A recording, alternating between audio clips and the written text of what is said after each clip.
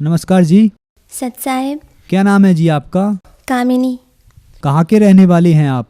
गांव परसोदा, जिला बालोद, छत्तीसगढ़। आपने संत रामपाल जी महाराज से नाम दीक्षा कब ली? 11 अप्रैल 2014। संत रामपाल जी महाराज से नाम दीक्षा लेने से पहले क्या आप कोई भक्ति साधना भी करते थे? जी हाँ, मैं पहले शिव जी की आराधना करती थी और जो हिंदू धर्म में बहुत से देवी देवता है उन सब की मैं पूजा पाठ करती थी, लेकिन जो शिव जी है उनको मैं खास इष्ट के रूप में मानती थी। आपने बताया कि आप शिव जी की आराधना करते थे, तो जब आप शिव जी की आराधना करते थे तो उससे आपको क्या लाभ हुए?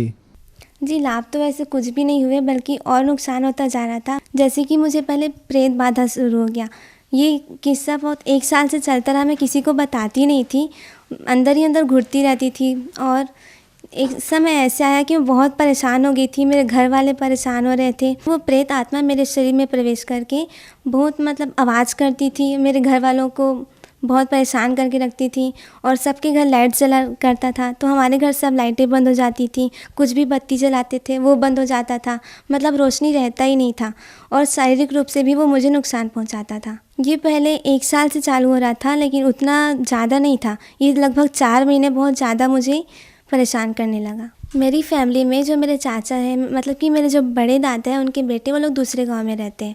उन लोग पहले से ही संत रामपाल जी महाराज की शरण में जुड़े हुए थे, वो हम लोग को मालूम नहीं था। तब उन लोग को जब पता चला कि मेरे ही परिवार में कोई गुड़िया जो इस भूत प्रेत की बाधा से परेशान रहती है, तब वो मेरे घर आए और बताया कि संत रामपाल जी महाराज की शरण में जाने के बाद ये पूरी तरह से ठीक हो जाएगी। और उसी टाइम एक और आया किसी मेहमान की तरफ से कि एक मीरा दातार नाम का कोई मुसलमान मस्जिद टाइप का है, वहाँ ले जाओ गुड़िया को, वहाँ ठीक हो जाएंगे। तब मैं रो रही थी कि मैं कहाँ जाऊँ करके। तब मैं पहले शिव जी को मानती थी, मैं उन्हीं के पास जाके रोते हुए बोली कि जो सच्चे भगवान और जो मुझे ठीक कर सकते हैं उन्हीं के पास ले चलो। और उसी के जस्ट सेकंड बाद मेरे घर में सत्संग चलाना शुरू हुआ। तो जब मैं सत्संग सुनी थी उस रात को मैं एकदम चैन से सोई। पहले मैं सोती नहीं थी रात में भी। तो फिर उसके बाद सेकंड दिन फिर ऐसे ही सत्संग सुन के अच्छे से सोई। किसका सत्संग चलता था? संत रामपाल जी महाराज का। तो फिर जब तीसरा दिन हुआ, मैं तो सो जाती हूँ करके सो गई मैं, सत्संग उस दिन नहीं सुनी। फिर रात में वही जो किस्सा होता था भूत प्रेत वाला, फिर से चिल्लाना और मारपीट करना और लाइट्स बुझ जाना, लाइट जलता ही नहीं था हमारे घर, ये सब होता था। फिर मेरे चाचा जी है वो गेस किए कि ये संत रामपाल जी महाराज का सत्संग सुनती है, उस दिन तो अच्छे से सोती है और बाकी दिन वे सो नहीं पाती। तो डेली हम लोग सत्संग सुनना स्टार्ट किए। तब हमें ज्ञान हुआ कि ब्रह्मा विष्णु महेश की भक्ति करने वालों को कोई सुख नहीं मिलता। वो लोग हमारी किस्मत से अधिक कुछ दे भी नहीं सकते। वो लोग सच्चे भगवान नहीं हैं, उनसे बड़े कोई और भगवान है।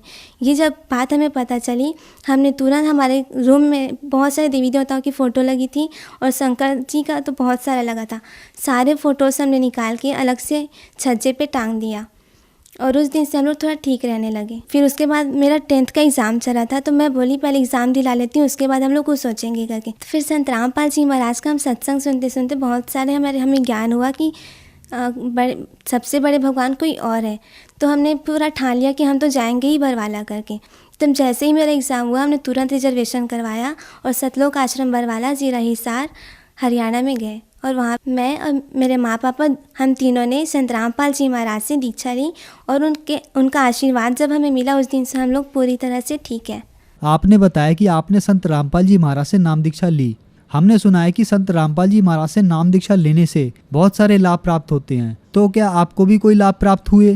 जी, लाभ तो बहुत सारे हुए। एक तो पहला ये आध्यात्मिक लाभ। मैं जब से छोटी थी बहुत सारे आध्यात्मिक मेरे माइंड में क्वेश्चन रहता था कि सृष्टि की रचना कैसे हुई होगी, हम लोग कहाँ से आए होंगे, और भगवान तो एक है के बोलते हैं, पर यहाँ तो बहुत सारे देवी देवताओं की भक्ति हमें करवाई जाती है।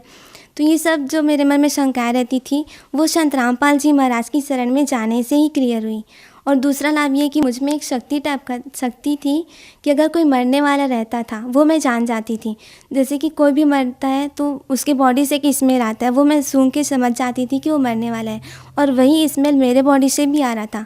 तो ये श्योर था कि मैं तो मरूंगी ही। पर संत रामपाल जी महाराज ने अपना आशीर्वाद पर आज जब मेरे सिर पे रखा, आज तक मुझे कुछ नहीं हुआ, मैं आपके सामने खड़ी हूँ।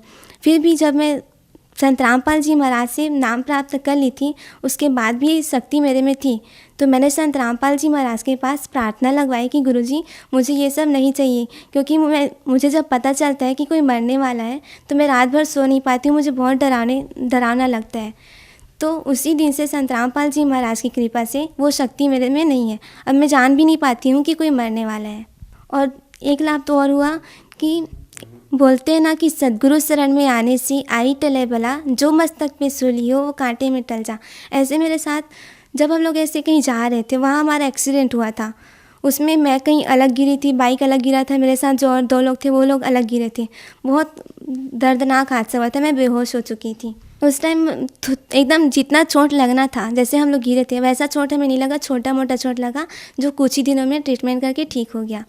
और उस टाइम बहुत लगातार मेरे साथ कुछ ना कुछ हादसा होता रहा। जैसे ही एक्सीडेंट हुआ उसके जस्ट सेकेंड दिन फिर जब मैं घर में आई तो वहाँ से बड़ा सा बर्तन मेरे सिर पे गिर गया जब मैं ज़मीन पे ऐसे लेटी हुई थी।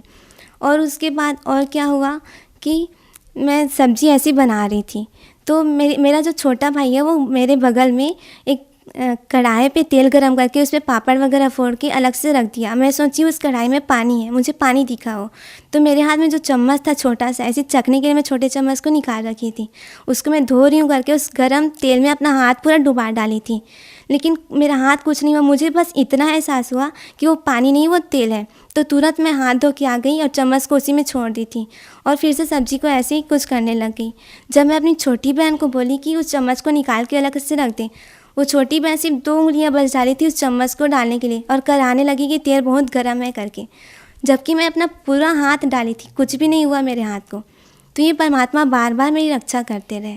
जो जन समुदाय आज आपको देख रहा है उनको आप क्या संदेश देना चाहते हैं? मैं अपने सभी भाई बहनों से हाथ जोड़कर प्रार्थना करती हूँ कि आप लोग कम से कम संत रामपाल जी महाराज का सत्संग एक बार जानने के लिए तो सुने कि ऐसा क्या ज्ञान बताते हैं जिससे हज़ारों लोग उनके जेल जाने के बाद भी उनसे जुड़ रहे हैं।